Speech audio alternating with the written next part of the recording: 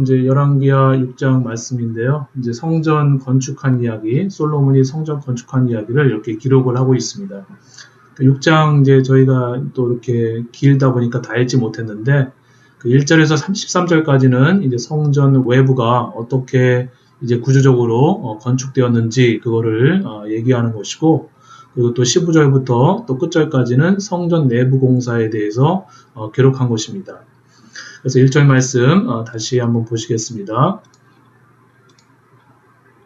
이스라엘 자손이 애굽 땅에서 나온 지 480년이요 솔로몬이 이스라엘 왕이 된 지 4년 곧 15월 곧 둘째 달에 솔로몬이 여호와를 위하여 성전 건축하기를 시작하였더라라고 이렇게 1절을 시작하고 있습니다. 이제 솔로몬이 아버지 다윗왕을 이어서 이제 왕이 되지 않았습니까? 그래서 이제 3년 동안에는 이제 평안하게 이제 정적들이라고 하죠. 이제 정적들, 정치적인 대적들을 제거하고 또 인사를 등용하는 그 일에 집중을 했었습니다. 그런 후에 이제 애굽 땅에서 탈출한 지, 애굽 땅에서 해방된 지 480년이 지났고, 그리고 이제 솔로몬 개인으로서는 솔로몬이 왕이 된 지 4년째 되던 해에 이제 솔로몬의 왕권이 이렇게 이제 단단히 확고하게 이제 확립되게 돼서 이제 제일 먼저 이제 벌인 사업이 이제 하나님께서 아버지 다윗에게 약속하신 네 아들이 성전을 지을 것이다라는 그 말씀을 따라서 시작한 이 성전 건축 사업입니다. 이 솔로몬의 이 성전 건축 사역은 7년 동안에 걸친 아주 매우 큰 대단한 토목 공사였습니다. 또 그 지은 것을 보니까 참으로 정말 화려하고 또 어찌 보면은 정말 아주 대단히 사치스러운 그런 건물이었습니다. 당시 가장 아름답고 가장 정성스럽게 지었던 건물입니다. 그래서 웬만한 내부의 벽과 장식은 또 먼 나라에서 이렇게 우리 지난 시간 토요일 날에 보지 않았습니까? 그러니까 정말 두로레라는 그 페니키아 지방에서 직접 수입한 아주 가장 아름다운 그런 백향목으로 이렇게 지었고, 또 그 백향목으로 지었을 뿐만 아니라 또 백향목 위에다가 이 금으로 아주 덧입혀서 모든 내부를 장식한 아주 매우 화려한 그런 건물이었습니다. 아마도 요즘에 이제 보통 사람들이 본다면은 차라리 참 그런 거를 팔아가지고 가난한 이들에게 참 주든지 또 실업자 뭐 구제 헌금을 하든지 그럴 것이지, 참 이렇게 외국에서 가장 비싼 것을 수입해가지고 그렇게 크고 화려하게 지을 필요가 있겠는가라고 이렇게 하면서 이렇게 좀 시비를 걸 만한 그런 제목들이 참 많습니다. 우리 예전에 그 강남의 그 사랑의 교회가 이제 서초에다가 이렇게 큰 성전을 짓는다고 했을 때 많은 논란거리가 된 적이 있지 않았습니까?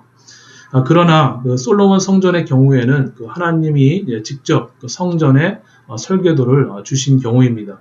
그 설계도를 따라서 솔로몬이 지은 것입니다.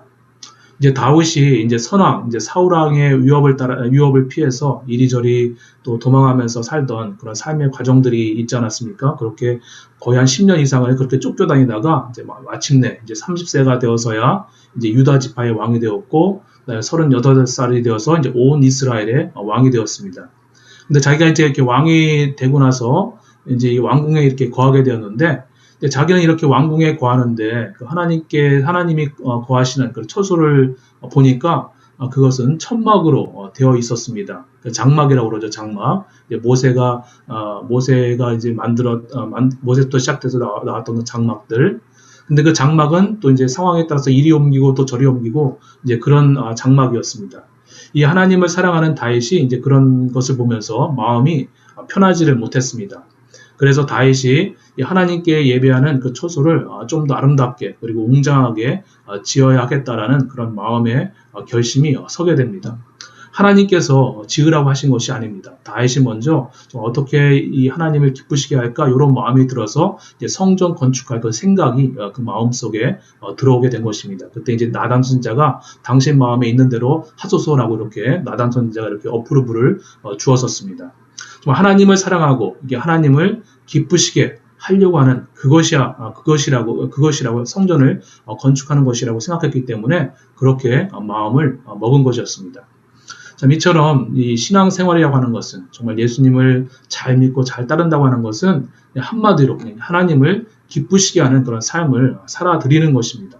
어떻게든 하나님을 기쁘시게 할까? 그것을 고민하면서 그것을 하나하나 아주 작은 것까지 이제 그것을 생각하면서 이렇게 실천하는 것. 그것이 바로 정말 신앙생활이고 또 그것이 진정으로 예수를 잘 믿는 그런 삶이 되겠습니다. 그랬더니 우리 이제 사무엘하 7장 우리 지난주에 보지 않았습니까? 그 사무엘하 7장에 이제 우리 요 말씀들을 지난주 봤었는데 토요일 날 그래서 너가 성전을 짓겠다고 한 그 마음이 결심이 너무 귀하다. 그래서 너의 귀한 마음을 내가 보고 네 자손 만대에 왕이 끊어지도록 않게 하겠다. 그러나 너는 피를 흘린 사람이기 때문에 평화의 성전을 짓지 못한다. 네 아들 솔로몬이 지을 것이다. 그리고 그가 그 위에 앉아서 영원히 왕노릇 할 것이다. 라는 그런 내용입니다. 그래서 우리가 이것을 이제 말씀을 봤는데 과연 정말 그 말씀대로 솔로몬이 그 성전을 지었고 또 죽을 때까지 설령 죄를 지었어도 평생 하나님이 그 솔로몬을 데리고 가면서 막노릇하면서 하나님의 말씀대로 이루어지는 그런 은총을 받아 누리게 되었습니다. 이처럼 예수님을 잘 믿고 따른다는 것은 무슨 거창한 일이 아닙니다. 아주 작은 일까지 어떻게 하면 하나님을 기쁘시게 할까? 정말 이 일을 통해서 하나님이 영광 받으실까? 정말 이 일을 통해서 이 일을 하는 것이 하나님의 기쁨이 될까? 이런 것을 아주 작은 것부터 고민하는 것. 어떻게 내가 바르게 인생을 살아갈까?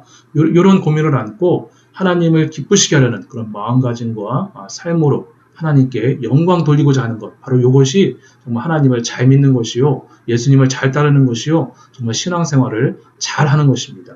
또 그러할 때 또 하나님은 하나님을 기쁘시게 하든지 또 아니하든지 간에 우리의 삶에 우리가 먼저 그렇게 행할 때 우리의 삶에 먼저 기쁨이 있게 되고 또 나의 마음에 소원이 이루어집니다. 또 우리에게 은총이 임하는 것입니다.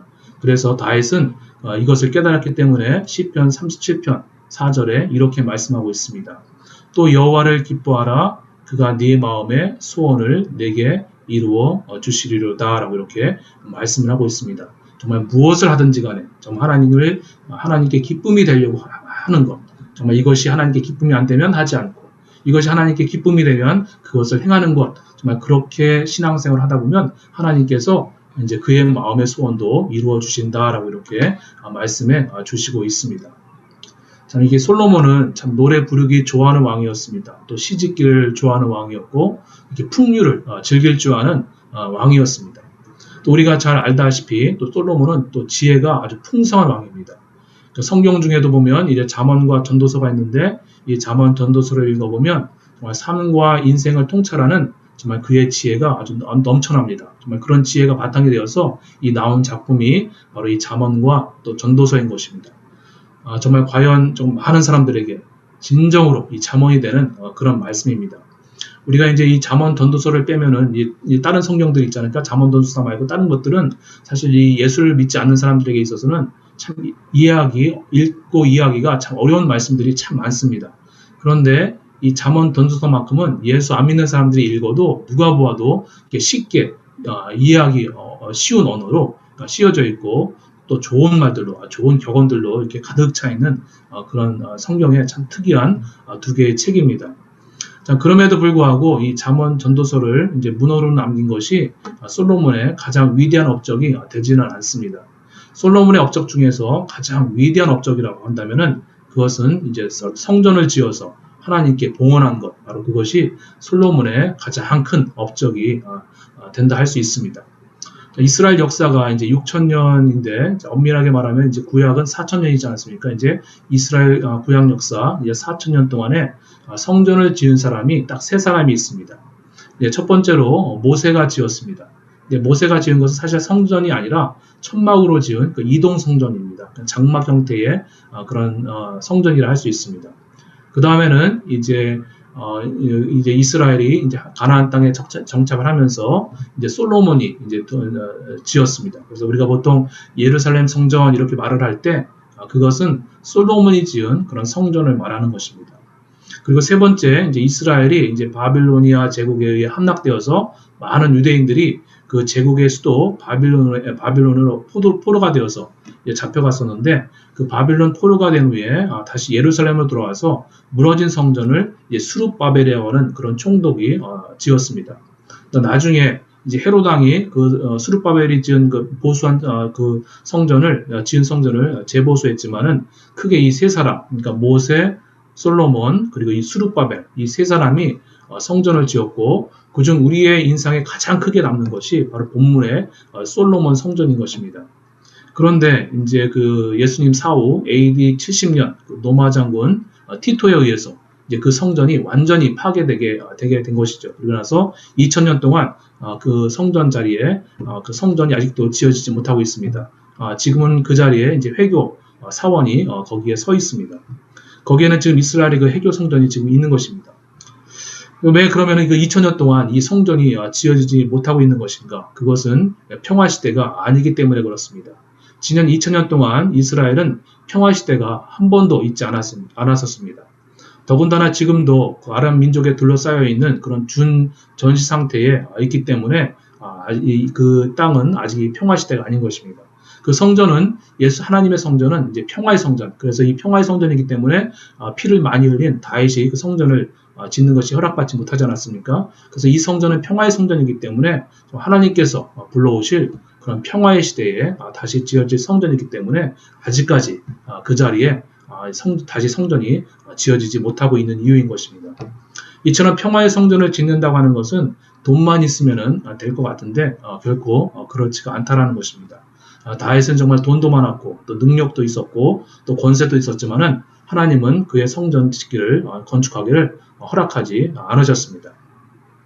그러기에 이 솔로몬이 한 일 중에서 가장 좋은 일도 많지만은 이 성전을 지은 것이야말로 하나님 섭리 안에서 허락된 정말 솔로몬이 성취한 가장 중요한 일이었고 또 그것이 하나님을 기쁘시게 하는 일이 되었던 것입니다.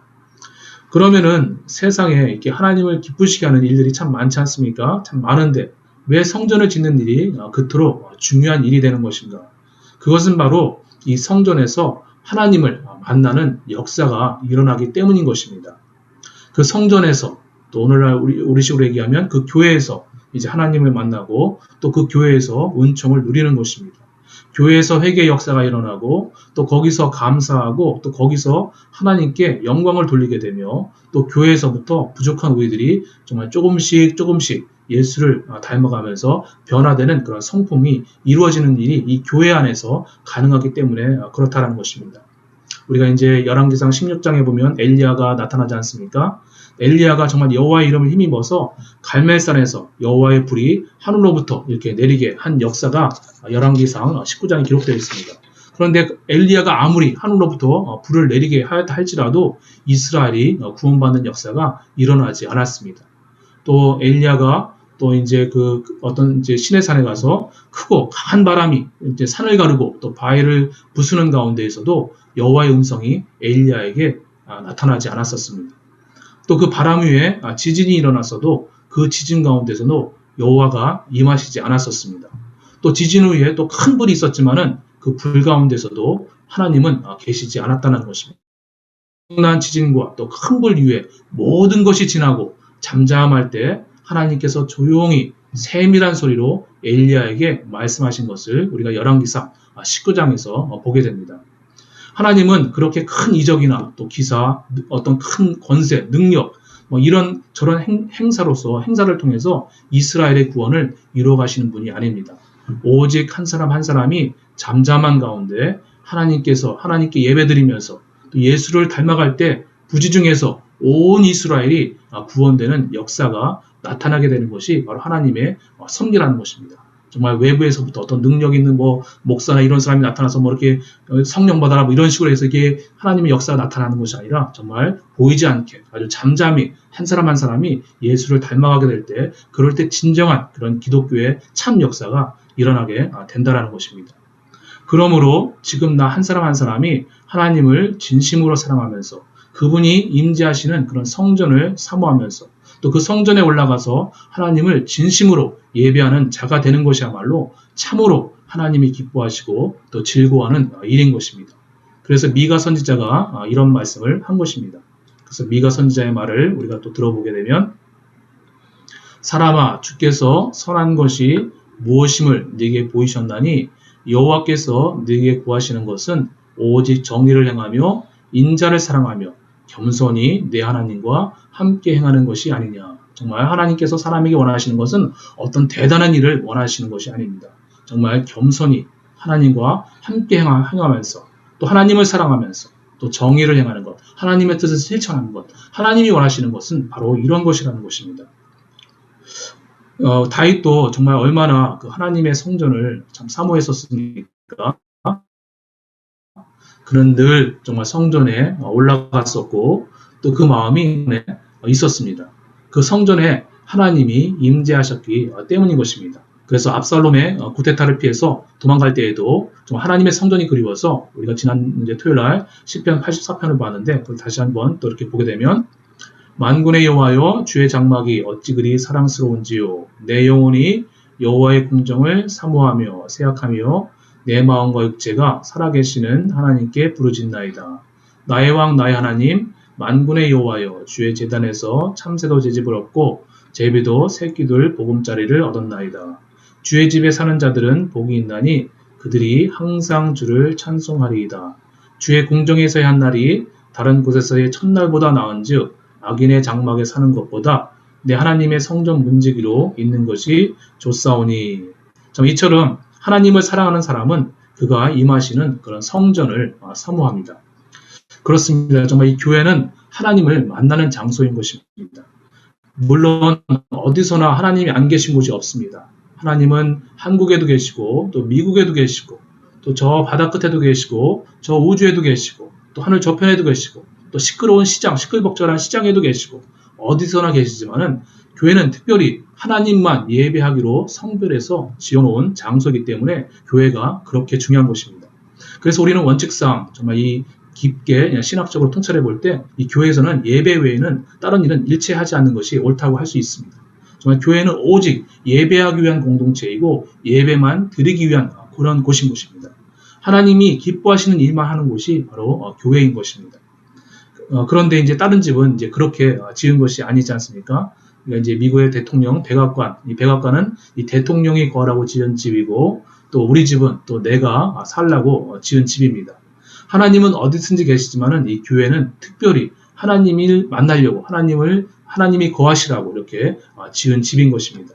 그래서 이 성전에 와서 정말 새벽 기도를 하든 또 금요 예배를 드리든 또 성가대를 하든 또 이런저런 또 무슨 봉사를 하든지 간에 무엇을 하든지 간에 하나님을 만나지 않으면 아무런 의미가 없다는 것입니다. 이 교회에서 하나님을 만나는 것이 성전에서 하나님을 만나는 것이 가장 주된 목적인데 성가대를 하면서 하나님을 만나지 못하거나 또 이렇게 예배를 드리면서 하나님을 만나지 못하거나 또 기도를 하면서 하나님을 만나지 못한다면 아무런 의미가 되지 않는다는 것입니다. 설령 큰 돈을 봉사를 한다 할지라도 그것은 아무런 의미가 되지 않는다는 것입니다. 큰 돈을 헌금을 한다 할지라도 그 헌금을 통해서 하나님을 만나야 하는 것이 바로 목적이라는 것입니다.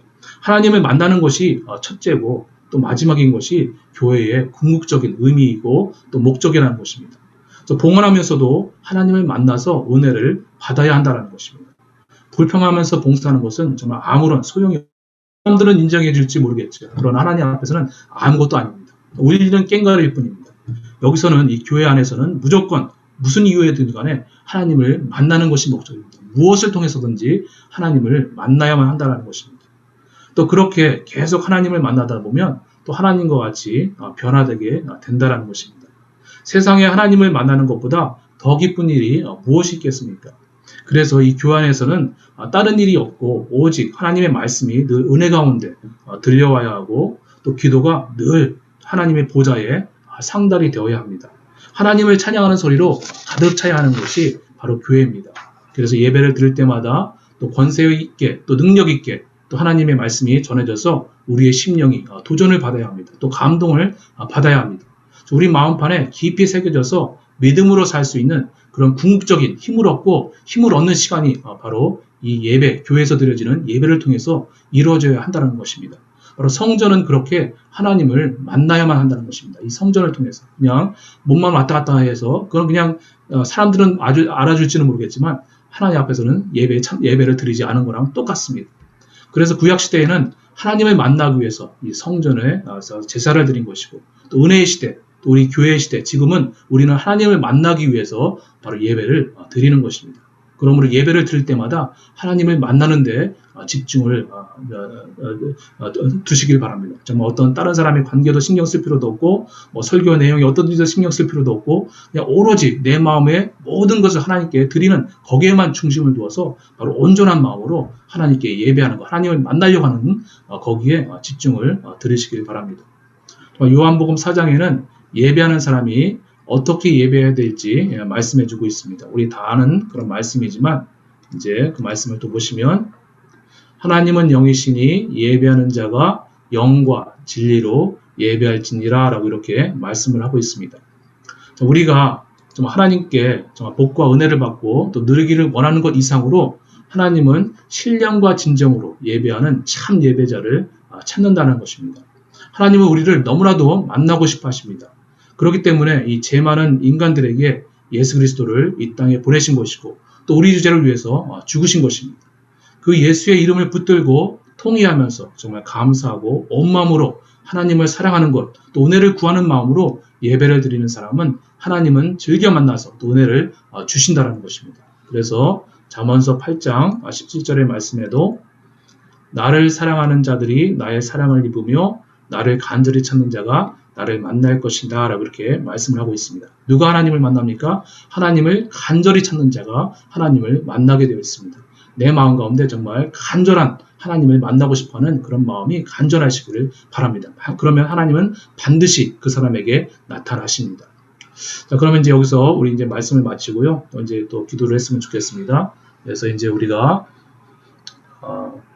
오늘 같이 또 기도할 것은 이제 예수를 이제 잘 믿는다고 하는 것은 어쩌든지 간에 하나님을 기쁘시게 하는 삶이라고 했습니다. 정말 주여 나의 마음 가운데 하나님의 사랑을 부어주옵소서라고 이렇게 기도했으면 좋겠습니다. 그래서 하나님을 향한 그 사랑으로 정말 하나님을 기쁘시게 하기 위해서 정말 이일저일로 하나님을 영화롭게 하옵소서라고 이렇게 기도했으면 좋겠습니다. 또 성전은 하나님을 만나기 위해서 지은 집입니다. 주님, 우리 그랭릭교회의 모든 활동들이 다 하나님을 만나기 위해서 하는 일들이 되게 복주옵소서라고 기도했으면 좋겠습니다. 정말 교회를 섬김을 통해서 또 내 자신이 하나님을 깊이 체험하게 하옵소서라고 기도했으면 좋겠습니다. 하나님의 인자하심이 충만한 교회 되게 하옵소서라고 기도했으면 좋겠습니다.